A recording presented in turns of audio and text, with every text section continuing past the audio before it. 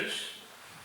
Let me just read this card that I received from Fellowship Baptist Church. It says, we would like to thank you for everything you've done for our church. To show our appreciation, we're donating $100 to World Hunger in your honor. So thank you, church. And just think about that. That's going to go out to places we may have never heard about, to people that we don't really know.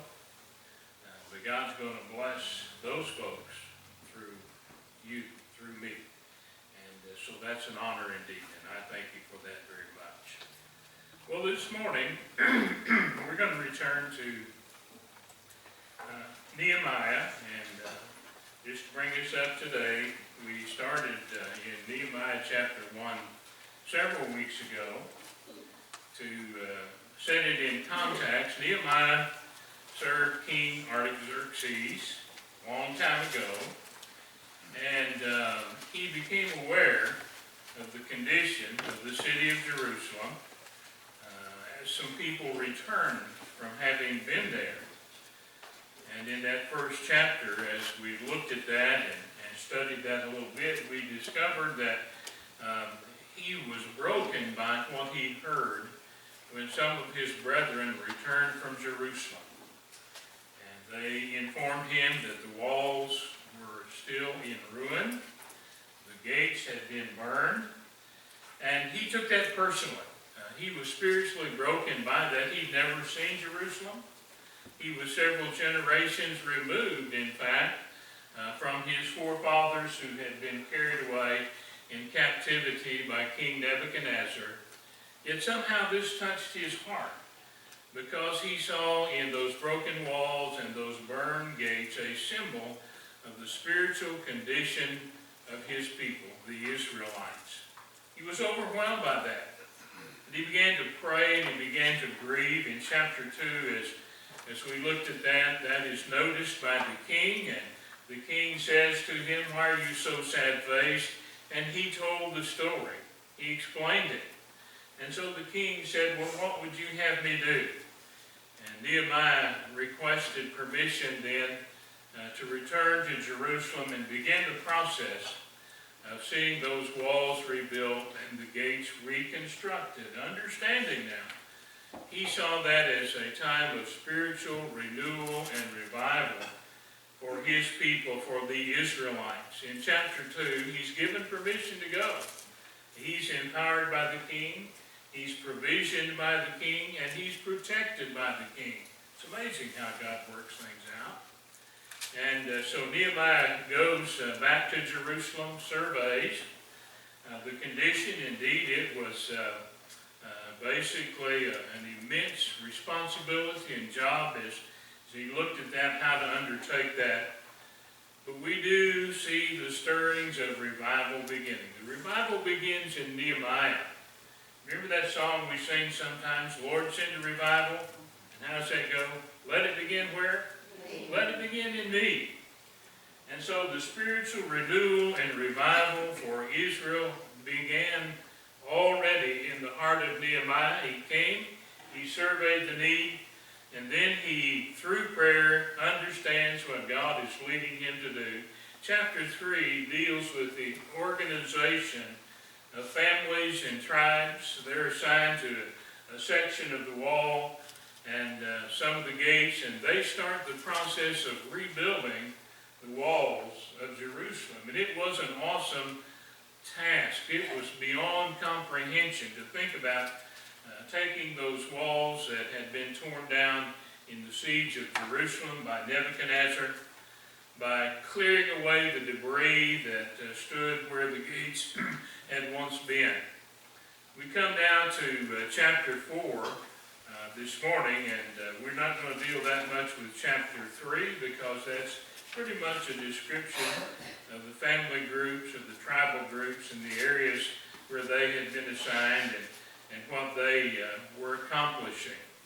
But Israel was in need of revival. As those walls started to go up, others began to notice that. And I've been trying to draw that parallel, that there are times in our lives personally when our spiritual walls are broken down. And perhaps this description of the walls of Jerusalem would be an accurate description as we go through periods of our lives. It just seems like that the spiritual warfare that we deal with overcomes us and overwhelms us, and it seemingly would take down our wall, our spiritual wall of defense. Perhaps you're there this morning, perhaps you've been there, but what do we do when our spiritual walls are torn down and our spiritual gates have been burned? Well, we're going to discover what Nehemiah is doing here.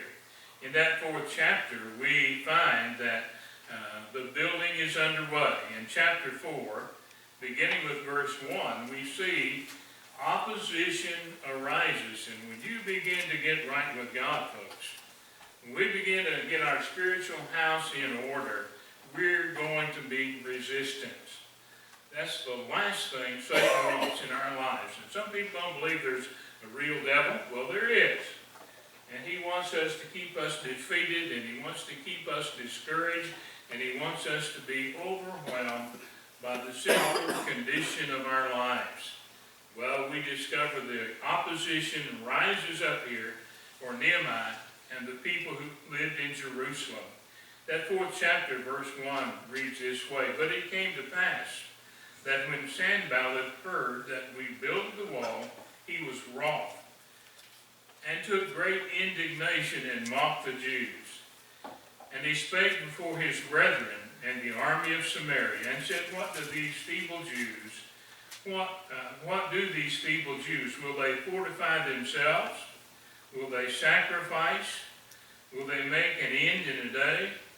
Will they revive the stones out of the heaps of rubbish which are burned?" Now Tobiah the Ammonite was with him, and he said, "Even that which they build, if a fox go up, he shall even break down their stone wall." And so Nehemiah and the citizens of Jerusalem began to hear Sanballat and Tobiah. And earlier on, we see back in the 2nd chapter, there was a 3rd member of that party named Geshem, an Arabian. And it says, the 19th verse of chapter 2, they were laughed to scorn when they revealed their plans to rebuild the wall. That wall represents more than just a physical barrier. That wall and those gates represent a return of Israel to worshiping God and serving God. Why are Tobiah and Geshem and Sanballat so opposed to that? Because, you see, they've had free reign.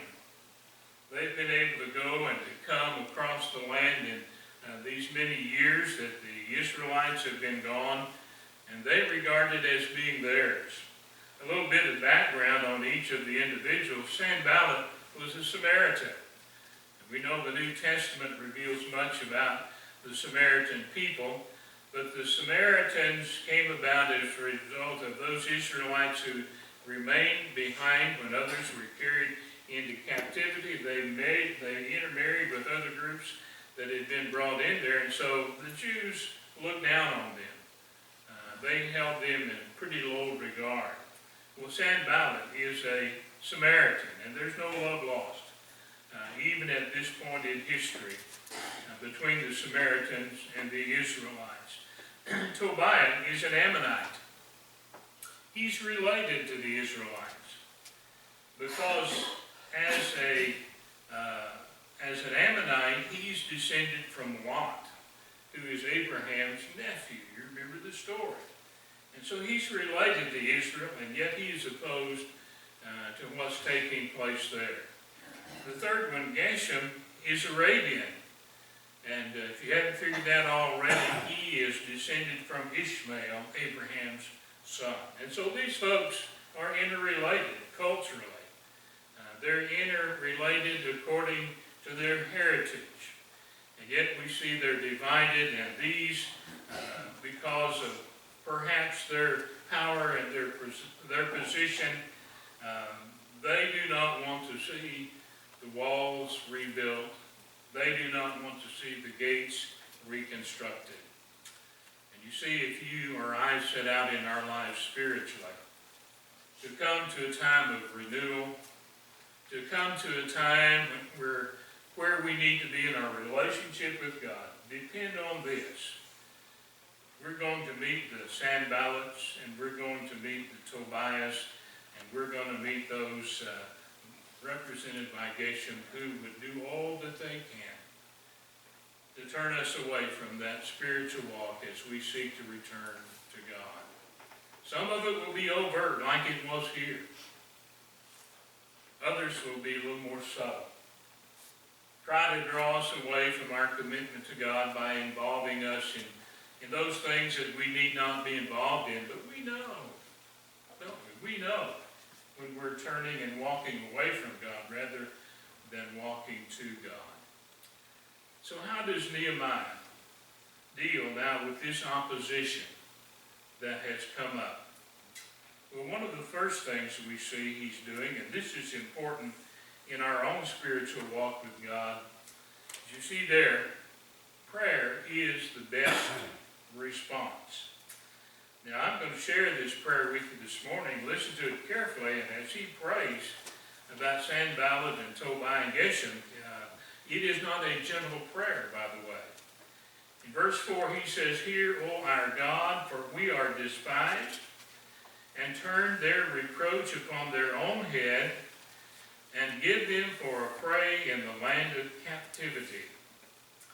And cover not their iniquity, and let not their sin be blotted out from before thee. For they have provoked thee to anger before the builders."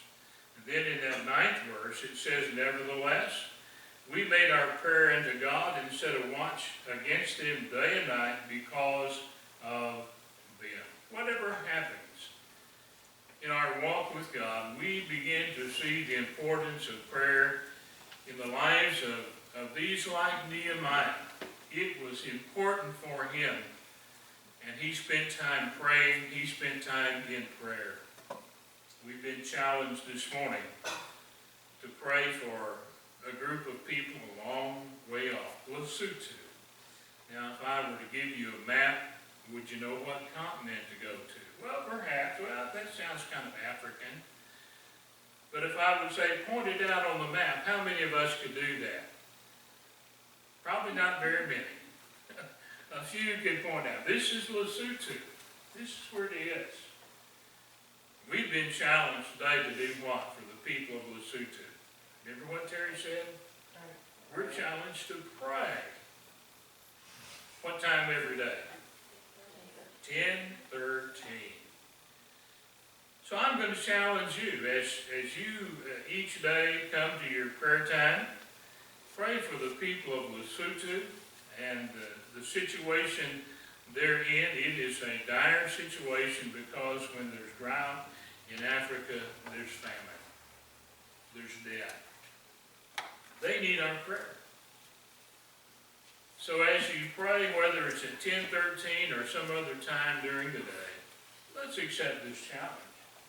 Let's begin to pray and see how God is going to work and how God is going to move. There have been no great revivals that have ever taken place historically that have not come out of committed prayer on behalf of folks that want to see God move and see God work. Every great awakening is preceded by a time where people go deep in their prayer life. And I often heard evangelists say if we want true revival, we need to deal first of all with the question, are we willing to pay the price? Are we willing to pay the price? Are we willing really to commit ourselves to personal prayer? And so when revival comes, it starts first of all with the individual. It started here with Nehemiah. He was able to communicate that spiritual renewal in his life to the inhabitants of Jerusalem. And we see they're now coming together with this spirit of cooperation. And even as they face down the threats of these on the outside who do not want to see renewal and revival come to Israel, they do it with courage. They pray. They ask God to help them. And not only do that, we see that their prayer is followed by action. We need sometimes to do more than just sit and pray, don't we? We need prayer warriors. And I'm not saying we do not need prayer warriors, but there are times we need then to move from prayer to action. And we begin to see Nehemiah leading his people to this place where they begin to set some things in motion. Verse 15 and 16 of that 4th chapter, we see what they do to set things in motion. They develop a plan to defend. We see it mentioned there in that 9th verse. They start a watch so that they can be on God. But in verse 15 it says, "And it came to pass when our enemies heard that it was known to us, and God had brought their counsel to naught, that we returned all of us to the wall." Wait a minute. Returning to the work, returning to the wall. They're not sitting back waiting for the attack. They're not sitting back waiting for somebody to come over that wall and try to put them to death, to take away what they have. They have returned to the work. They put this to action. So they returned everyone to his work. Verse 16 says, "And it came to pass from that time forth that the half of my servants wrought in the work, and the other half of them held both the spears, the shields, and the bows, and the habergeons, and the rulers were behind all the house of Judah." Now can you imagine that? They're building the wall, but they're also taking action to defend themselves. Nehemiah had a great plan here. He divided them up. And as he set the families in their various places, in the 13th verse, he sets in a plan of action for defense. He said, "Therefore I set in the lower places behind the wall, and on the higher places I even sent the people after their families with their swords, their spears, and their bows." Nehemiah said, "We're going to rebuild the walls. We're going to rebuild the gates. And Sanballat, you and your tribe will not succeed in discouraging us." As we many times are on a pathway to spiritual renewal and revival, we're going to meet obstacles. But we need to pray many times and say, "God, how to overcome that issue? How to overcome that problem? How do I overcome that sin that so easily besets me? How do I get beyond that?" And if we'll listen, if we'll pay attention, just as God revealed a plan here to Nehemiah, he will reveal his plan to us in our spiritual walk also. They responded, they responded to their fear by trusting God. Look at verse 14. "And I looked and rose up and said unto the nobles and to the rulers and to the rest of the people, Be not ye afraid of them."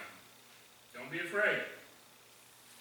"Remember the Lord, which is great and terrible, and fight for your brethren, your sons and your daughters, your wives and your houses." He said, remember who you are. You're a child of God. And we need to remember that too, don't we? As we fight the spiritual battles and struggles of this life, isn't it comforting to know we're a child of the King? You're a child of the King. And as a child of God, we have his abiding presence with us every moment of every day. There's not any place you can go to be out of the presence of God. Isn't that amazing? And God desires to work in our lives and through our lives. God seeks to draw us close to himself spiritually as we walk with him, so that every day would be a day that we can look and we can rejoice to see how God has worked in our lives and through our lives. Now Nehemiah went further here as far as being able to respond to those who were putting their faith and trust now in God. He was aware that the enemy might attack one spot along the wall. Take your army, you find the weak spot, you advance. Those are the rules of war. Nehemiah anticipated that. And he does something here that I think is important for us. Verse 19, I said unto the nobles and to the rulers and to the rest of the people, the work is great and large, and we are separated upon the wall, one far from another. In what place therefore ye hear the sound of the trumpet, resort ye thither unto us, our God shall fight for us. You know, there are times in life we're just weak. Spiritually, we're weak. And we need help. Nehemiah knew that should the enemy attack in force, a single family could not repel that. But he calls the trumpeter, and he sends out word. He said, if the attack comes here, you hear the sound of the trumpet, respond to the sound of the trumpet. Come to support those who are being attacked. Folks, we need to do that also, don't we? There are times in life that we're just overwhelmed and we're overcome by spiritual attacks that come our way. We need not be reluctant to call out to others and to say, come help me. Come pray for me. Come give me encouragement. Come and give me comfort. You see, that's the way we rebuild the spiritual walls of our lives individually, and that we rebuild the spiritual walls of our country and our culture. Nehemiah had a great job before him. He did not allow opposition to defeat him and to discourage him.